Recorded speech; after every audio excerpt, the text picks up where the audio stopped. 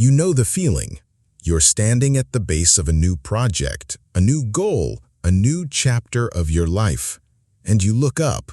You see a mountain of work so massive, so intimidating, it feels less like a challenge and more like a verdict. You stare at this monumental task and a cold, quiet paralysis creeps in. Your brain short-circuits. A single, panicked thought flashes in your mind. How do I even begin? What if I told you that paralysis is based on a lie, a powerful cognitive illusion? What if I told you there is one tiny, subtle mental shift, a single line of code you can rewrite in your brain that can make even the most overwhelming challenges feel not just manageable, but genuinely, addictively achievable? Stick around, because this isn't another list of cheap productivity hacks. This is not about willpower. This is a fundamental system upgrade for how you perceive reality itself. It's about changing how you see the mountain. Chapter 1. The Illusion of Overwhelm. Let's put the enemy under a microscope. That feeling of being overwhelmed isn't about your ability, your intelligence, or your worth. It's about perception. Your brain, for all its genius, has a critical software bug when it comes to big goals. It engages in what I call monolithic thinking. It takes a complex, multi-step project like starting a business, writing a book, or getting in shape, and it renders it in your mind as a single, terrifying, unclimbable wall, a monolith. This is a relic of your ancient survival software. Your limbic system, the toddler brain that runs on pure instinct, is a simple pattern matcher. It doesn't see nuance, it sees threats. When it looks at the start a business monolith, it doesn't see a series of small, executable tasks. It sees a single, giant, energy-draining predator that threatens its precious resources. Its response is swift, logical, and automatic. Freeze, procrastinate, seek comfort and distraction. Your logical brain knows the wall is made of individual bricks, but your emotional brain, the one that's actually in the driver's seat, only sees the Great Wall of procrastination, and it will deploy every defense mechanism it has to prevent you from taking that first terrifying step into the unknown. Chapter 2. From Mountain to Molehill, the What's Next mindset. This is where we install the patch. This is the single, subtle shift in your internal language that changes everything. You are going to uninstall the old broken question and replace it with a new, surgically precise one. You must stop asking, "How do I climb this mountain?" That question is a trap. It invites overwhelm and guarantees inaction. Instead, you will ask, what is the absolute smallest, most immediate physical action I can take right now to get 1 inch closer to the base? This subtle reframe is a cognitive atom bomb. It forcibly shifts your focus from the terrifying, unknowable end goal to the one thing you have 100% control over, the immediate present. You're changing your brain's camera angle. You're zooming out from the paralyzing wide shot of the entire mountain and zooming all the way in to an extreme close-up of your own 2 feet and the single patch of solid ground right in front of them. You're not trying to run a marathon. You're not even trying to run a comfortable sprint. You are just taking a single step. The rest of the race is, for now, irrelevant. Your job is not to conquer the wall. Your job is to find the first loose brick. Chapter 3. The Power of the First Domino. Why is this subtle shift so incredibly powerful? Because it's not just a mind game. It leverages a fundamental law of psychological physics, the power of momentum. Every task has what is called activation energy, the initial friction your brain must overcome to start.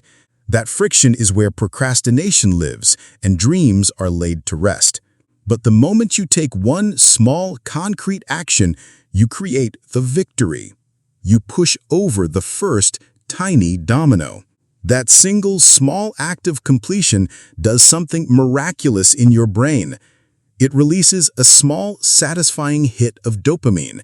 It's not a huge rush, but it's enough. It's a reward. Your brain registers this as a win, and that tiny hit of neurochemical satisfaction does two things. First, it proves to your toddler brain that the task isn't a life-threatening predator. Second, and more importantly, it slightly lowers the activation energy for the very next step. This is the first domino effect. The feeling of being in the zone, of being motivated, is not the cause of action. It is the result of that first tiny action. Motivation is not a spark you find in the darkness. It is a fire you build, one tiny piece of kindling at a time. The hardest part of any journey is the immense inertia of standing still. Your only goal is to break it. Chapter 4. Real-world application, bridging the gap. Let's move this from theory into the real world. How do we deconstruct the monoliths in your life? Let's take monolith number 1, start a side hustle. This is a terrifyingly vague statement. Your brain freezes imagining business plans, legal filings, and marketing strategies all at once. The what's next mindset. What is the first loose brick? The first domino. Open a new note on my computer and brainstorm 5 intentionally bad ideas for a business name. The second domino, go to a domain registrar and check if one of those names is available. You don't have to buy it. The third domino, watch one 10-minute YouTube video about setting up a simple landing page. Now, monolith number 2, declutter my entire house. This feels like it will take an entire lifetime. It's an instant shutdown. The what's next mindset. Where is the first loose brick? The first domino.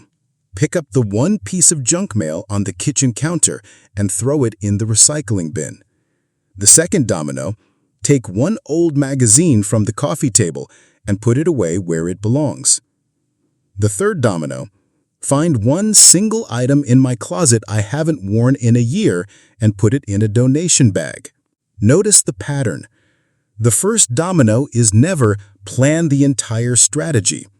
It is a small, physical, almost insultingly easy action. The goal is not to clean the house. The goal is to start the chain reaction that will eventually, inevitably, lead to a clean house. Chapter 5. Sustaining the shift, your new default. This isn't a one-time trick. This is a permanent upgrade to your mental operating system. At first, asking what's next will feel conscious and deliberate. But over time, as you prove to your brain again and again that starting small leads to the satisfying reward of completion, it will become your new default. You will begin to forge a new identity. You will no longer be the person who gets overwhelmed by big projects. You will become the person who always knows the next step. This builds profound resilience. When you stumble, and you will stumble, you will no longer see the entire mountain crumbling. You'll just see a single misplaced brick, and you'll know how to pick it up and place it correctly on the next attempt. This is the art of celebrating the process, not just the prize. The real victory isn't finishing the marathon. The real victory is the moment you decide to tie your running shoes when you don't feel like it. Because in that singular moment of action, you generate the momentum that makes the rest of the journey possible. The architect's view. Let's bring it all together. The feeling of overwhelm is a cognitive illusion, a software bug that renders complex projects as monolithic, terrifying walls. But you now have the patch. The patch is a simple question. What is the very next step? This question dissolves the wall back into a manageable pile of individual bricks. It allows you to push over the first domino, releasing the neurochemical reward of completion and creating the very momentum you thought you needed to find before you could start. The mountain doesn't shrink.